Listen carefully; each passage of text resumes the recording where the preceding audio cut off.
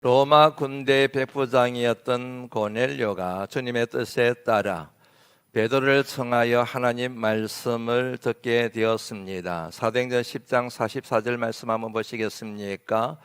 이 말씀에 의하면 베드로가 설교하는 중에 말씀 듣는 모든 사람들에게 성령이 임했음을 알 수가 있습니다. 이 시간 저와 여러분들이 함께 하나님 말씀을 나눌 때에 그 같은 성령의 역사가 우리 가운데도 나타나길 말씀이 육신이 되어 우리 가운데 거하시는 주님의 이름으로 축원합니다. 앞에 한번 보시겠습니까? 다시 성령의 능력으로 부흥하는 교회. 원래 하나님께서 우리 교회에 허락하신 위임하신 사명에 대한 진술입니다. 한번 읽어보고 넘어갈까요? 시작. 다시 성령의 능력으로 부흥하는 교회. 보지 말고 그냥 저를 보시면서 한번 외우면서 해보실까요? 시작. 다시 성령의 능력으로 부흥하는 교회. 맞습니다. 올 한 해 하나님께서 우리 바람반석교회 성령의 능력으로 이 같은 부흥의 역사를 이루어 주실 줄 믿습니다. 지난 시간에는 이 진술 첫머리에 놓는 다시라는 표현을 가지고 함께 생각을 나누었습니다. 다시 한번 여러분들에게 권면합니다. 사랑하는 성도 여러분, 2025년 새해가 시작이 되었습니다. 새해는 하나님이 저와 여러분들에게 주신 새로운 기회입니다. 이 기회 속에서 다시 시작하시기를 주 이름으로 권면합니다. 다시 시작하십시오. 다시 일어나십시오. 다시 도전하시기 바랍니다. 다시 하나님의 말씀 붙드시고 다시 하나님 품으로 깊게 파고드시길 주의 이름으로 권면합니다. 그래야 삽니다. 그래야 잘 살 수 있습니다. 그리하기로 결심할 때에 하나님께서 저와 여러분들과 함께 하실 줄로 믿습니다. 오늘은 이 진술 가운데 두 번째 내용, 성령의 능력에 대해서 함께 생각을 나눠보려고 합니다. 성령의 능력으로 부흥하는 교회. 교회는 마땅히 부흥해야 합니다. 그것이 하나님의 뜻이기 때문입니다.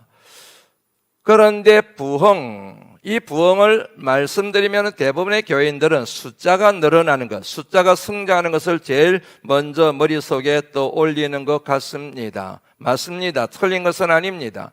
그러나 부흥의 본질은 그에 있는 것이 아니라 부흥의 본질은 교회의 주인이 되시는 하나님께서 교회에 위임하신 사명과 깊은 상관이 있습니다. 다시 말씀드립니다. 교회에서 말할 때 부흥이라고 하는 것은 단지 수적으로 늘어나는 것만을 의미하는 것이 아니라 교회의 주인이 되시는 하나님이 그 교회에 위임하신 사명에 관한 것이어야 합니다. 하나님의 사명이 뭔가? 답은 간단합니다. 바로 하나님 나라 회복입니다. 사도행전 1장 8절 말씀 우리가 잘 알고 있는 말씀이지요. 마지막에 이렇게 되어져 있습니다. 내 증인이 되리라. 예수 그리스도의 증인이 되리라. 예수 그리스도의 삶과 가르침의 증인이 되리라. 그러면 예수 그리스도의 삶과 가르침의 핵심 가치는 뭐입니까? 하나님 나라. 그러므로 내 증인이 되리라, 예수 그리스도의 증인이 되리라는 이 말씀은, 이 같은 권면은, 이 같은 사명은 주님의 뜻에 따라 주님을 본받아 하나님 나라가 이 땅에 건설되고 확장되는 사명에 대한 권면이요, 이를 위한 헌신의 삶이어야 함을 이 말씀을 통하여 알 수가 있습니다. 이 같은 하나님의 사명을, 주님의 사명을 감당하기 위한 조건이 크게 두 가지입니다. 첫째는 교육입니다. 훈련입니다. 다시 한번 여러분 사도행전 1장 8절 말씀 보시겠습니까? 오직 성령이 임하시면이 아닙니다.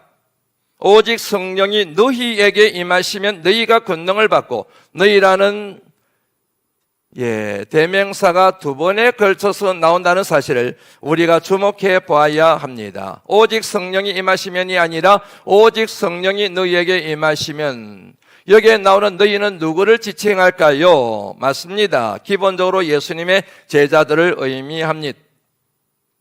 잘 아시는 것처럼 예수님의 제자들은 지난 3년 동안 예수님으로부터 훈련받은 사람들입니다. 교육받은 사람들입니다. 양육받은 사람들입니다. 흔히 하는 말로 예수님으로부터 제자 훈련을 받은 사람들입니다.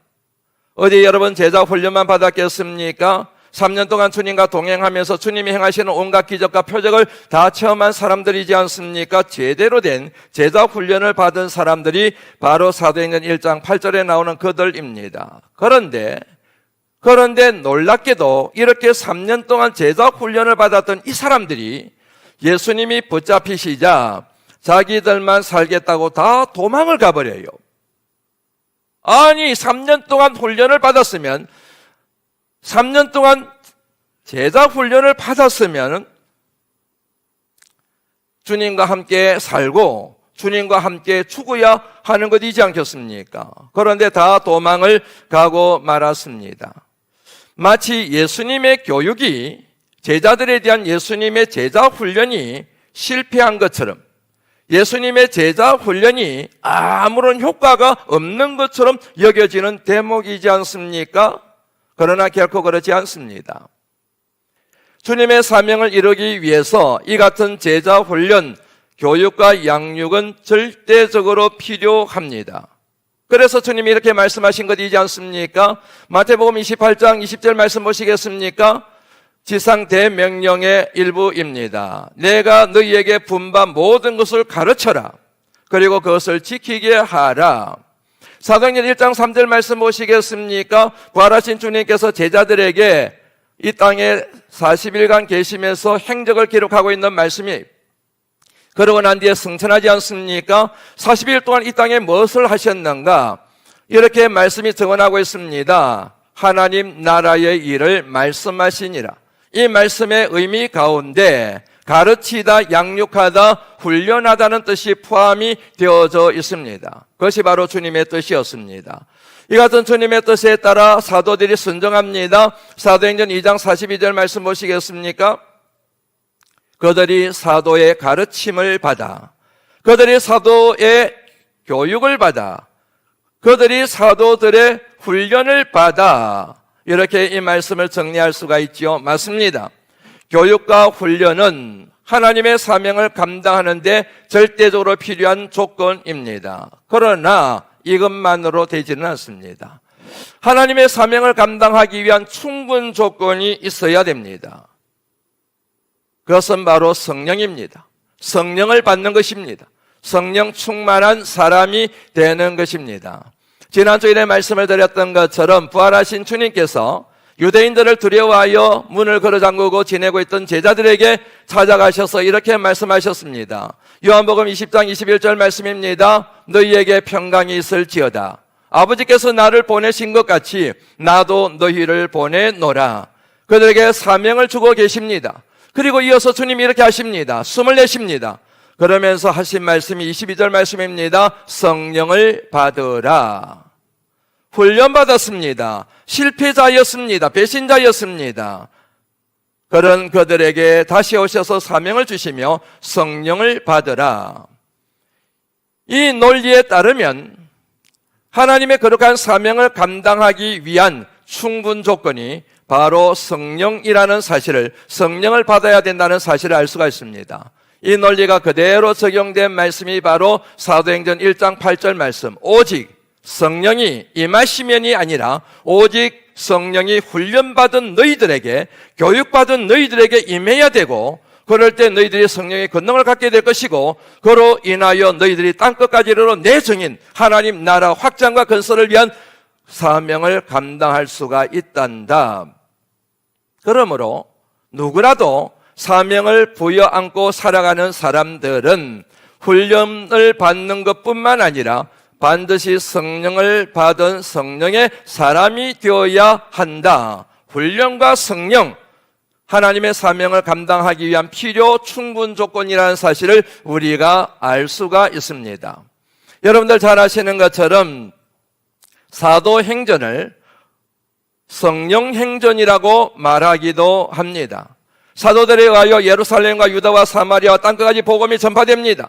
그런데 그 사도들의 배후에는 누가 계십니까? 성령 하나님이 계시기 때문에 사도행전인 동시에 성령행전이 되는 것입니다.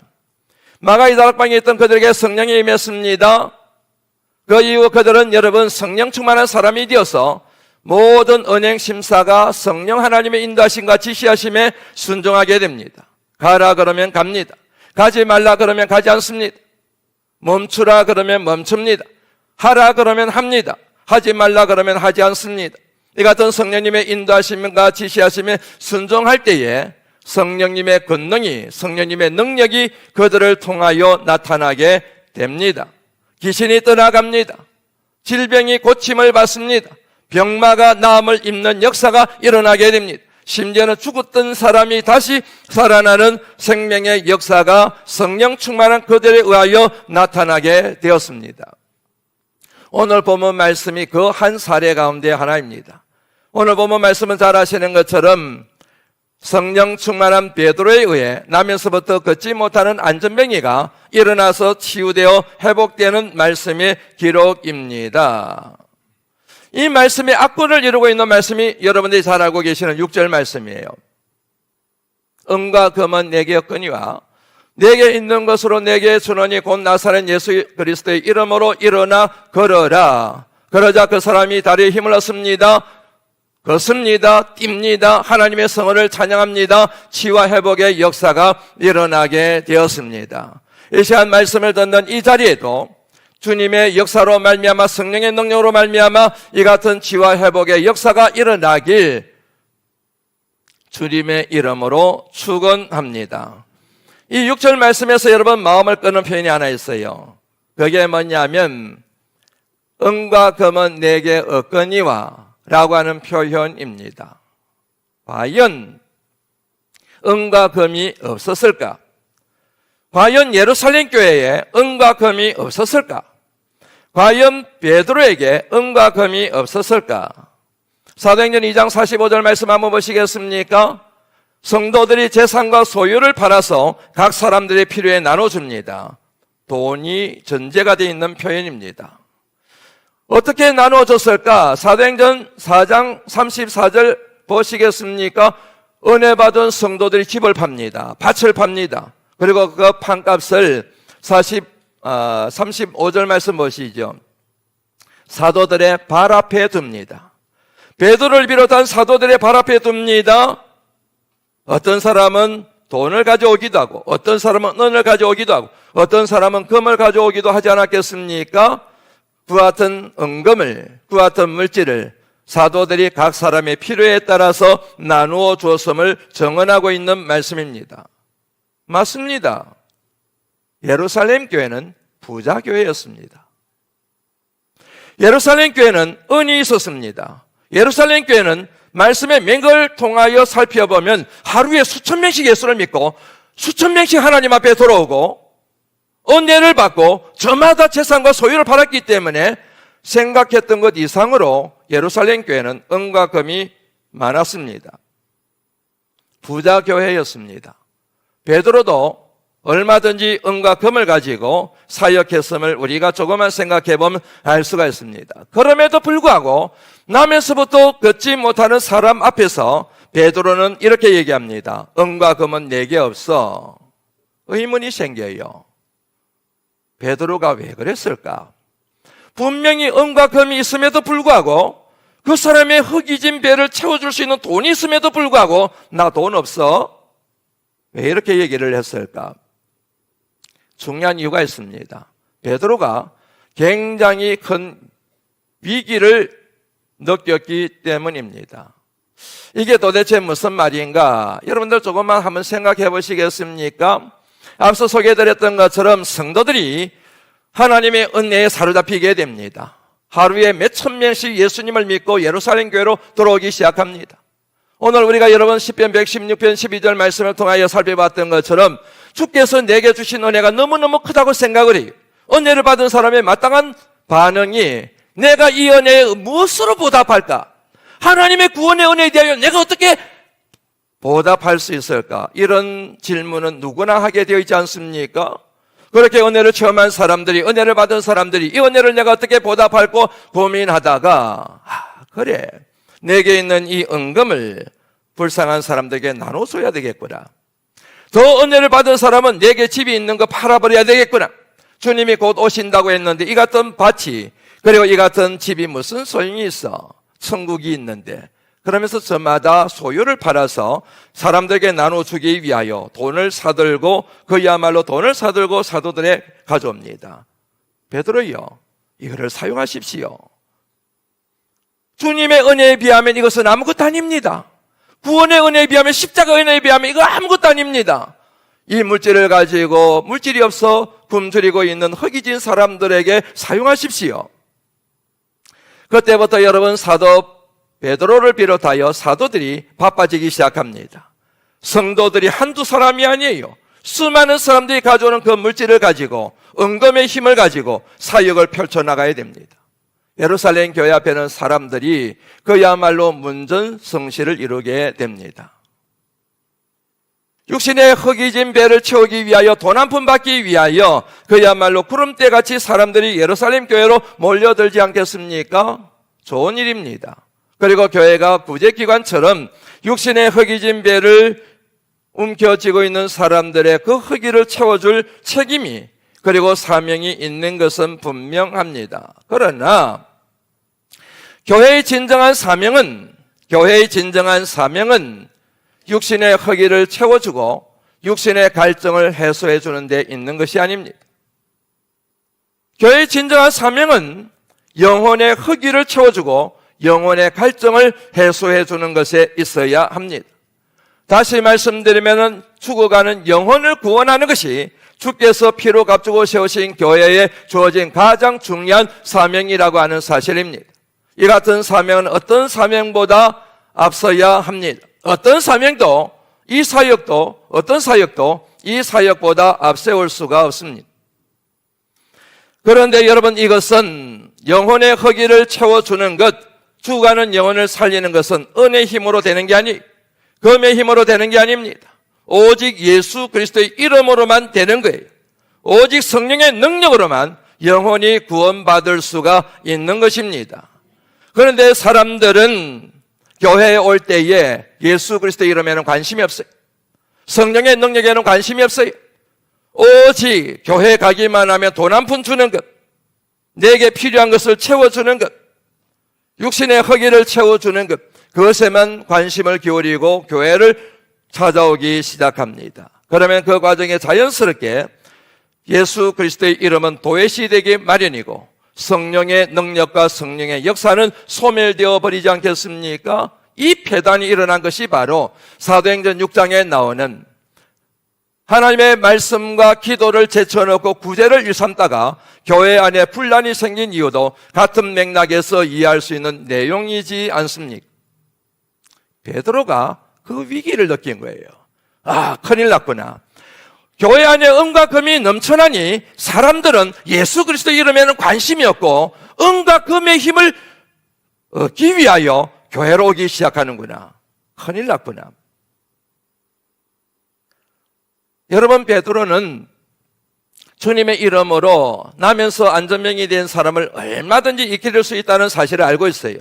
그럼에도 불구하고 굳이 예수 그리스도 이름만 선포한 것이 아니라 은과 금이 내게 없다라는 말을 집어넣어서 한 이유가 바로 이 같은 위기의식에서 나왔음을 생각해보면 아마 공감하시리라 여겨집니다. 사랑하는 그대여, 내게는 은이 없습니다. 금이 없습니다. 5절 말씀 보시겠습니까?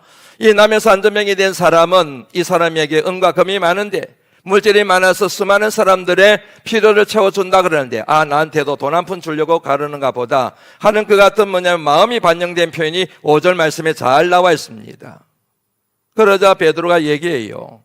그대여, 나는 당신에게 줄 수 있는 은이 없습니다. 금이 없습니다. 나는 당신에게 은금을 주지 않을 겁니다. 돈을 주지 않을 겁니다. 그것을 기대하지 마십시오. 그러나 제게는 은금은 없지만 예수 그리스도의 이름이 있습니다.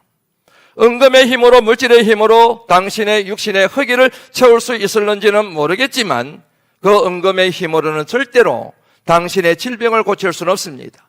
무엇보다도 은금의 힘으로 당신의 영혼이 구원받을 수는 없습니다. 그런데 제게 있는 예수 그리스도의 이름이 있습니다. 예수 그리스도의 이름을 믿기만 하면 당신은 육신의 질병뿐만 아니라 영혼이 구원을 얻게 됩니다. 그래서 나온 선언이 은과 금은 내게 없거니와 내게 있는 것으로 내게 주노니 곧 나사렛 예수 그리스도의 이름으로 일어나 걸어라. 이 같은 사실을 뒷받침하고 있는 말씀이 앞서 여러분들에게 소개해드렸던 사도행전 1장 8절 말씀. 오직 성령이 너희에게 임하시면 너희가 권능을 받고 예루살렘과 온 유다와 사마리아와 땅끝까지 이르러 내 증인이 되리라. 복음의 증인이 되리라. 예수 그리스도의 증인이 되리라. 주님의 뜻을 따라 거룩한 사명을 감당하기 위한 조건 중에 절대적인 조건이 뭐라는 겁니까? 바로 성령의 권능이라는 것이지 않습니까? 문제 하나 내볼 테니까 한번 답해 보시겠습니까? 100-1은 뭘까요? 눈치채신 분들이 많으시네요. 100-1은 일반적인 공식에 따르면 답이 99입니다. 그러나 믿음의 공식에 따르면 그 답은 0입니다. 빵입니다. 제로 플러스 1은 뭘까요? 일반적으로 답을 하면 1이 되는 거지요. 그러나 믿음의 공식에 따르면 1이 아니라 100이 됩니다. 이 같은 결과가 나오게 되는 비밀이 바로 1이라는 숫자에 있습니다. 바로 1은 하나님을 의미합니다. 천지 우주 만물을 창조하신 전지하 전능하신 하나님, 살아 역사하시는 하나님, 나를 사랑하시되 이처럼 사랑하시는 하나님, 우리 인간의 생사복을 주관하시는 하나님, 그게 바로 1입니다. 다시 한번 볼까요? 100-1입니다. 100을 우리말로 온이라고 얘기를 합니다. 온. 모든 것이라는 뜻입니다. 모든 것을 갖췄습니다. 모든 것이 완벽하게 구비되어 있습니다. 그런데 -1입니다. 하나님이 계시지 않습니다. 하나님이 함께 하시지 않습니다. 하나님이 인도하지 않습니다. 그러면 결국에는 빵이 됩니다. 아무것도 이룰 수가 없다는 그런 논리입니다. 제로 플러스 1입니다. 빵입니다. 아무것도 없습니다. 그런데 플러스 1입니다. 하나님이 함께 하십니다. 살아계신 하나님이 함께 하십니다. 살아계신 하나님이 인도하십니다. 살아계신 하나님이 길을 여십니다. 살아계신 하나님께서 축복하십니다. 그러면 100을 이루게 됩니다. 온을 이루게 됩니다. 완전하게 됩니다. 믿으시면 여러분 아멘 하시겠습니까? 그만큼 하나님이 우리에게는 중요합니다. 한국교회를 볼 때마다 드는 생각 중에 하나가 이렇습니다. 한국교회는 참 예전에 비해서 가진 것이 많구나. 금이 있습니다. 은이 있습니다. 얼마나 시설들이 좋은지 모릅니다. 어떤 교회는 얼마나 규모가 큰지 그걸 비난하는 게 아니에요. 얘기하는 겁니다. 그냥 얼마나 규모가 큰지 교회 안에 에스컬레이터가 오르내린다고 합니다. 은금이 넘쳐난다는 얘기이지요. 주차장이 넓습니다. 건물들이 많이 있습니다. 그리고 교인들도 많이 넘쳐납니다. 그 교인들을 훈련시키기 위한 좋은 프로그램들도 얼마나 많은지 모릅니다. 교회 부흥을 더 이루기 위한 전략과 전술들이 교회 안에 무수히 있습니다.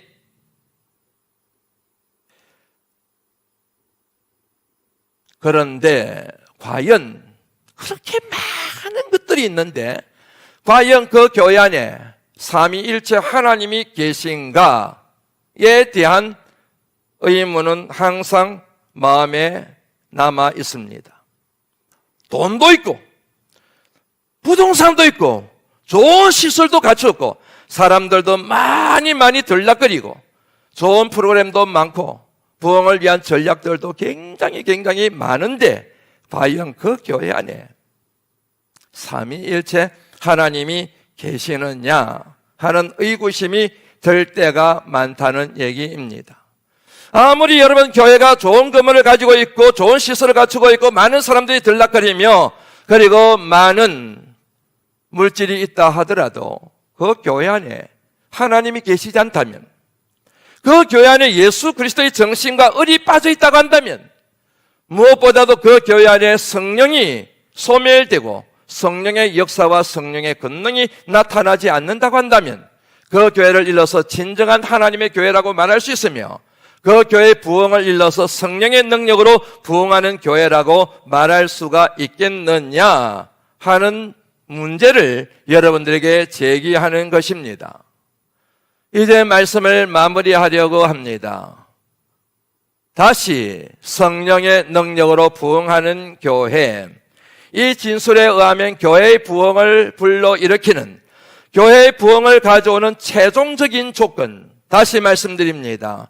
교회의 부흥을 가져오는 최종적인 조건은 바로 성령의 능력이라는 의미가 이 주제 속에 들어가 있습니다. 교회 부흥을 위해서 물질이 필요합니다. 사람도 필요합니다. 좋은 시설이 있을수록 사람들이 그 교회를 더 오기를 좋아하는 것 같습니다. 주차장이 아주 넓어야 교인들이 편안하게 교회를 올 수 있는 것 같습니다. 그런 것들도 필요합니다. 부인하는 것은 아닙니다. 그리고 훈련 프로그램도 좋고 교회 안에서 교인들에게 덕이 되는 좋은 유익한 프로그램이 많은 것도 좋습니다. 그러나 결국 무엇을 말하든 결국 교회를 교회답게 만들고 교회를 거룩하게 만들고 교회의 진정한 부흥을 불러일으키는 최종적인 조건은 성령의 능력밖에 없는 줄로 믿습니다. 올 한 해 동안 우리 바람반석교회가 그런 교회가 되기를 주의 이름으로 축원합니다. 우리 바람반석교회가 성령의 능력으로 부흥했음을 우리 모두가 간증하여 하나님을 이 세상에서 영화롭게 만드는 그런 하나님의 귀한 교회가 될 수 있도록 여러분들 모두도 다 성령 충만한 하나님의 사람들이 되시기를 말씀이 육신이 되어 우리 가운데 거하시는 주님의 이름으로 축원합니다. 하나님 감사합니다.